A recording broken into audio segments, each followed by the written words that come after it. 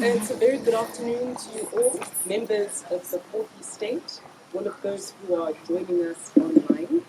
Welcome to this special press briefing that we're hosting. The purpose of this press briefing is to address the CCC, or the Citizens Movement's position on Zimbabwe's readmission to the Commonwealth. Just to bring everyone up to speed, as you're going to hear very shortly from our chain champion-in-chief, there is a citizens delegation that met with the Commonwealth grouping today, and our chain champion-in-chief, Advocate Nelson Chamisa, is shortly going to share the substance of the key points relating to that briefing, as well as the position of our movement in connection with that. So without further ado, I'm going to defer proceedings to our chief spokesperson.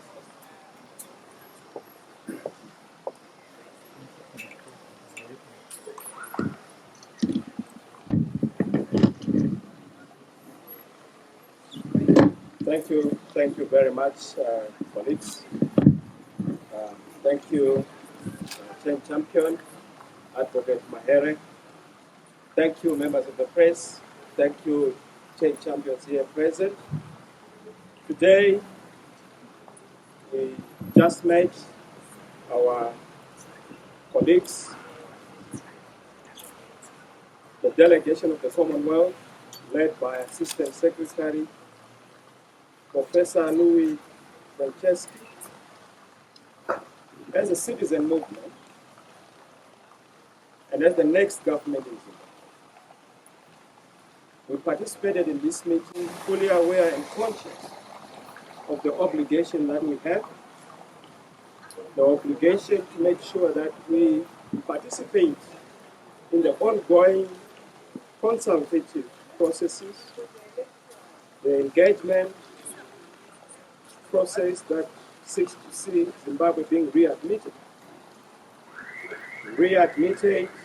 into the Commonwealth.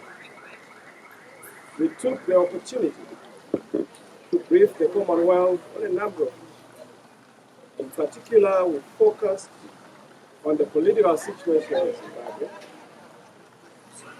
We emphasized what is occurring in the country in terms of the political climate, the breakdown and state of the rule of law, the situation and circumstances to do with the human rights in Zimbabwe.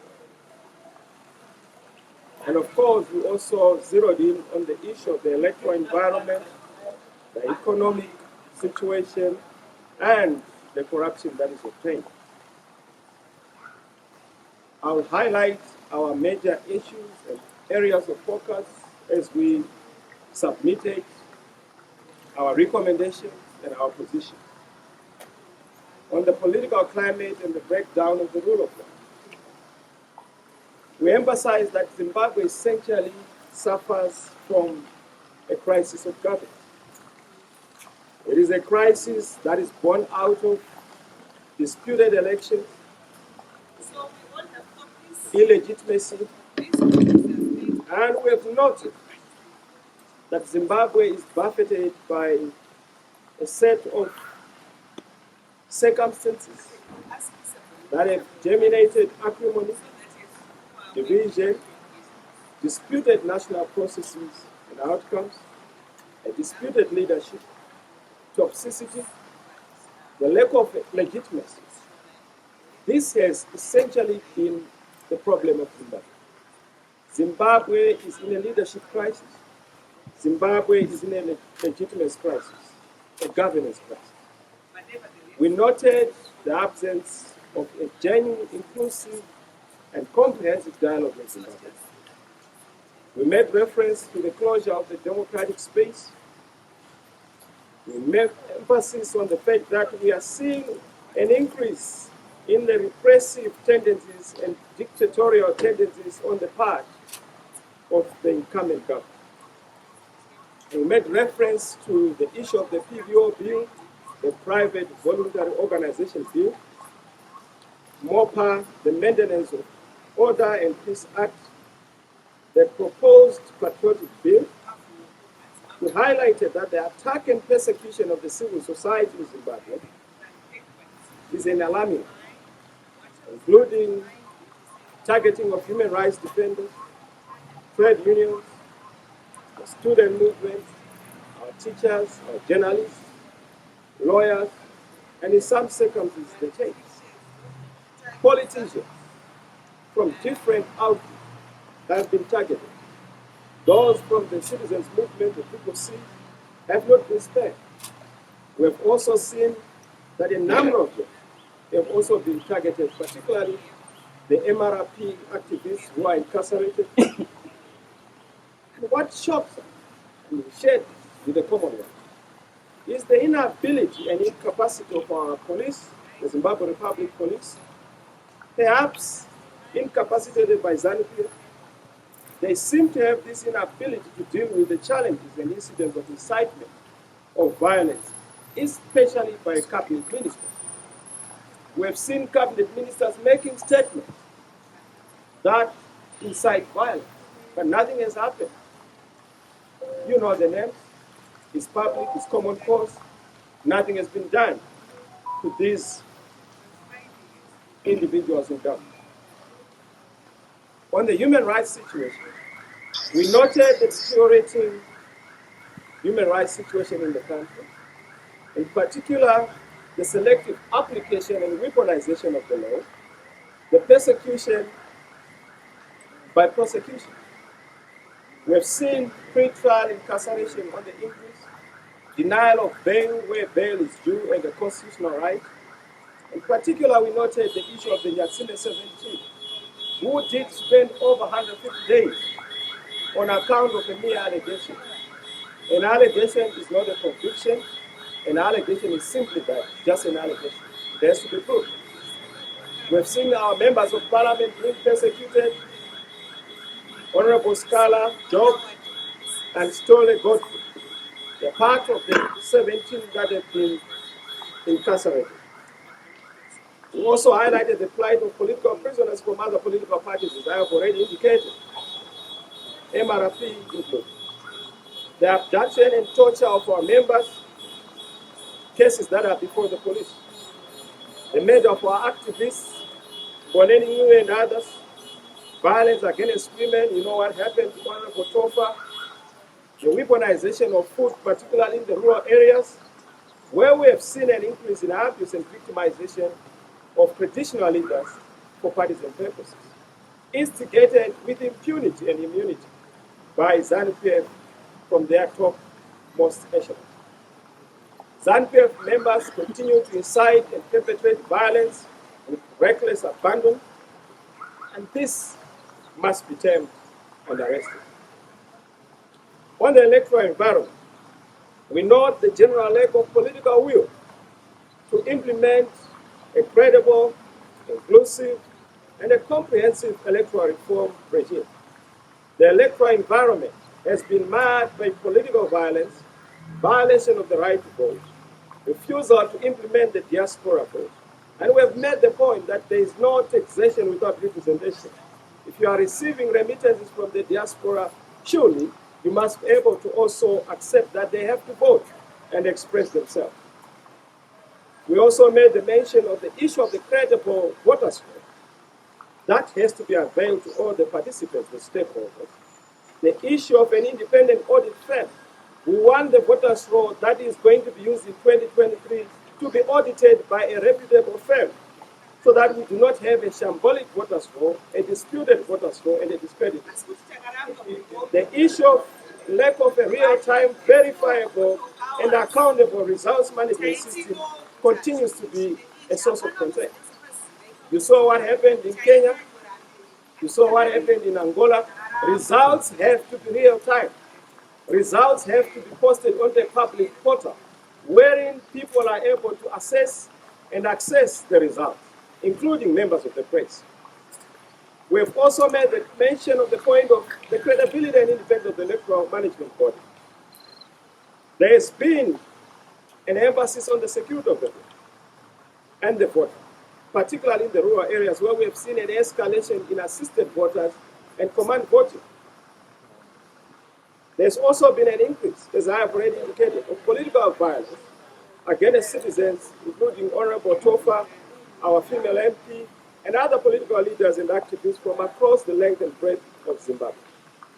We've seen the disruption and banning of our political meetings and a violation of that important freedom, the freedom of association and freedom of assembly, including even press conferences. On the economic front, we made and underscored the point that 49% of Zimbabweans now live in deadening, extreme, and abject poverty. And we highlighted that the general situation and hardship in the country has escalated. The situation is now worse. There has been an escalation in suffering of the people, particularly on account of bad governance, economic mismanagement, corruption, and a disputed leadership. Zimbabweans do not have access to public services, including healthcare, quality education, social security, and safety nets. Poverty and economic hardship are all as a result of bad governance. And this has forced over 5 million Zimbabweans to flee the country. Over 2 billion is lost to corruption and illicit financial flows annually.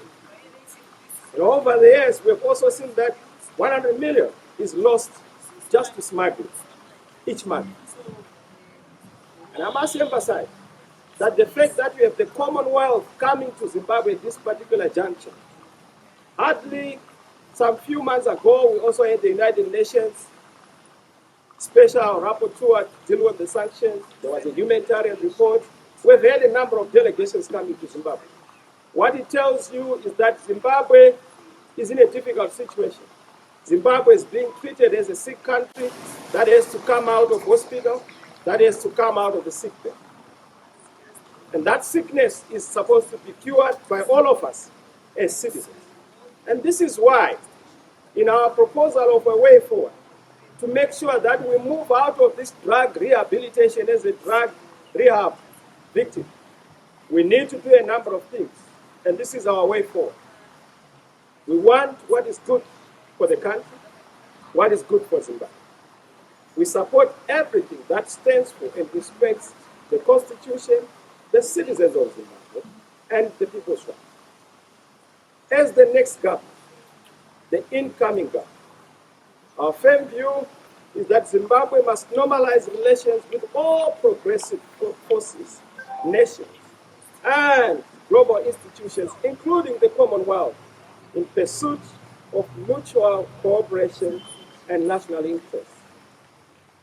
In any event, the original withdrawal from the Commonwealth by Zimbabwe was partisan, ill-conceived, not done in line with national interest, unilateral, and we opposed it then, as we oppose it now. It was not done in pursuit of common national interest. Currently, xenophobia and bad politics is standing in the way of Zimbabwe being readmitted into the Commonwealth. This is why we continue to speak to xenophobia, to our colleagues across the political divide, to also respect the need for good governance, the need for respecting their competitors, the need for respecting citizens, so that we are able to start building bridges. We have seen that over the past few years, our colleagues in Zambia, instead of building bridges, they have decided to build walls. Instead of maintaining gates unto the world, they have erected iron gates that obstruct our access to the world.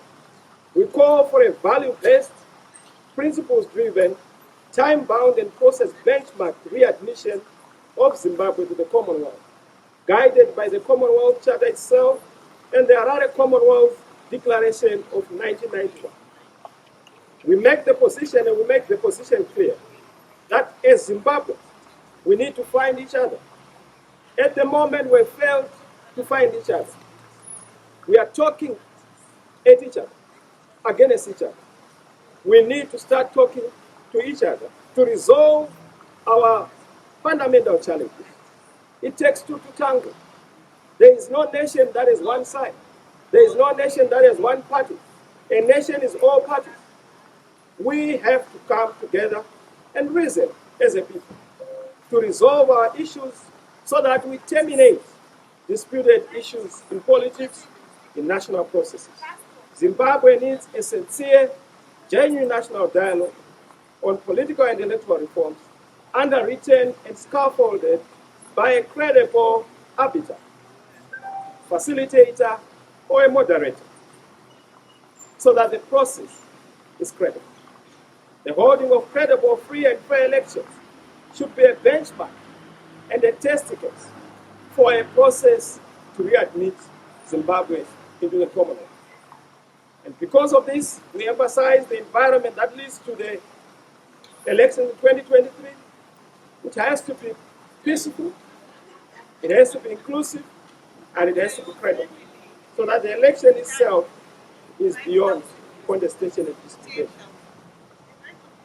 We have already advertised that within SADC, let the guidelines and principles governing democratic elections and the African Charter on Democracy and Governance be the benchmark and the standard.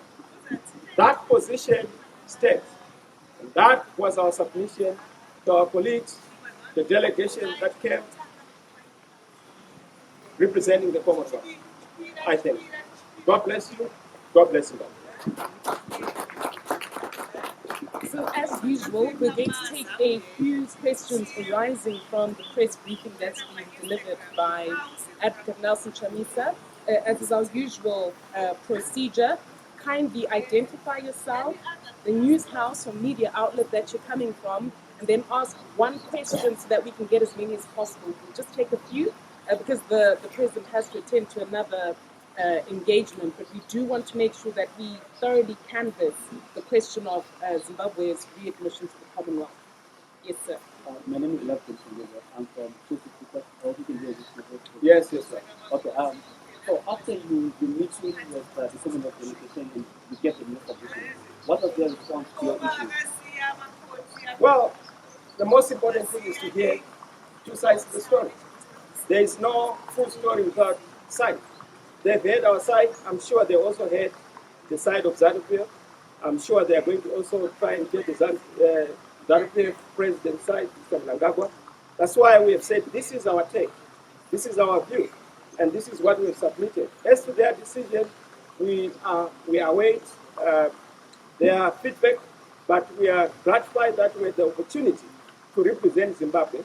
I know that what we say is a representation of the men across the length and breadth of Zimbabwe who would want to see Zimbabwe normalizing relations. In fact, we should not be having enemies around the world. We must be having friends around the world. But of course, any nation would have enemies. But ours must be an effort to make sure that we build more friends than we deliberately create enemies. Thank you. Thank you very much, Lovejoy. Are there any other questions? Yes. Yeah, I'm Pindai Due from ENCA. President Chamisa, soon after the arrival of the Commonwealth delegation, we have realized a mass release of political prisoners, especially from your party. What's your comment about that?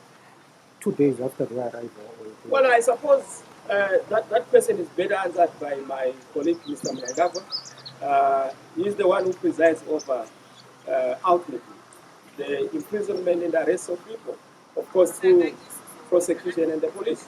So for you to expect me to say why the people were released after the Commonwealth Cup, your guess is as good as ours. We believe that good behavior is something that should not be imposed by those from outside. We must just be good to each other. We must just be good to citizens. There is no reason why Job Scala, Godfrey Stolle, and the Nyasime 15 were incarcerated. They had not committed any crime. We still insist that they are not guilty, they are innocent. And the law says that you are innocent until proven guilt. But you can't be proven guilty by incarceration through pre-trial incarceration. And we have made that point. We don't understand why they have to spend over 150 days behind bars. It's not necessary. If they have an issue, let the matter be tried. If they have a case to answer, let it be the judgment and decision of the court. So yes, Commonwealth came, we saw certain things happening, but we have no reason to look at the outsiders as to the reason for our colleagues being released. But we are happy that they are released, except for 2 whom we are still making effort to make sure that they are released. Thank you. Effort Msekiwa, SABC News. We've heard your side of the story, what you did tell the Commonwealth. But just out of interest, what did the Commonwealth tell you? What are they expecting from Zimbabwe? Well, the Commonwealth, their meeting with us is a confirmation that we're a dominant voice in the country and that we represent the majority of citizens. I'm sure they've also met ZANU-PF. So if you want to have a full picture, you must meet all the players. We are one of the players. They've understood what we are saying. They may not necessarily agree with us. They don't need to agree with us. But they have to respect our input. Hopefully, whatever they are going to come up as a report with is a reflection of what we said and what was also said by other voices. But I can tell you that there is mutual respect, and we have no reason to doubt that they will give a credible report, and hopefully our issues will be resolved. All we want is to see Zimbabwe on a path to restoration of relations, normalizing relations, but more importantly, passing the credibility test, passing the accountability test, passing the democratic test, passing the constitutionality test, but more importantly, passing the majority will test. Are we respecting the will of the people of Zimbabwe? That is the end, and that is what we respect. Thank you. Thank you very much, members of the Fourth Estate, for coming at quite short notice to this press briefing. We did view it as important so that everybody is very clear on our position on the Commonwealth. So thank you very much, obviously, to our chain champion-in-chief and to all our colleagues, chain champions. Thank you very much for coming. God bless you. Thank you. Thank you.